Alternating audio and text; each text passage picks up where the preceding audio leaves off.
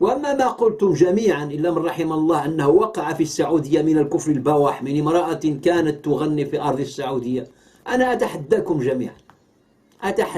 جميعا أن تأتوا بحجة ذلك أنه وقع في السعودية.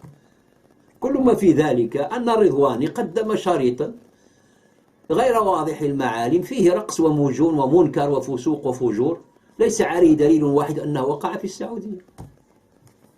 وأنا أتحداكم والله أن تقدموا لي شريطا يبين دليلا واحدا أنه واقع في الرياض. كل ما هنالك سهرة فيها من الفساد ما الله به عليم، تجري أحداثها في مكان ما، وليس في الشريط أي معلمة تدل على موقعها لا في بلاد المسلمين ولا في أي دولة. السهرة وقعت فعلا، لكن أين؟ هاتوا برهانكم أنه في السعودية، وأنا والله أتحداكم.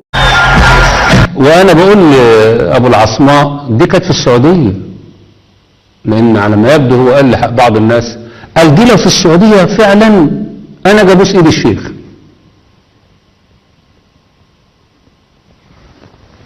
أيوة يا سيدي كانت في السعودية يوم الجمعة 25 أغسطس في الرياض.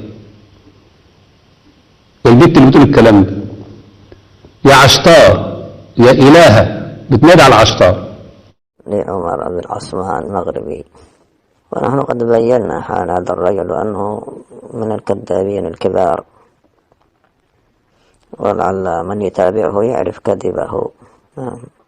وانقلب على الرضواني لأنه خلاص الآن نظر المصلحة، ليس هو كلمة اتباع المنهج السلفي، وإنما اتباعا للمصلحة، لأن هناك أموال كثيرة عند السعودية عن محمد بن الشيخ ربيع، ومحمد هذا بن الشيخ ربيع الشيخ بريء منه، قد طرده والده معروف، وهو عدو لأبيه وعدو للدعوة السلفية، نسأل الله العافية والسلامة.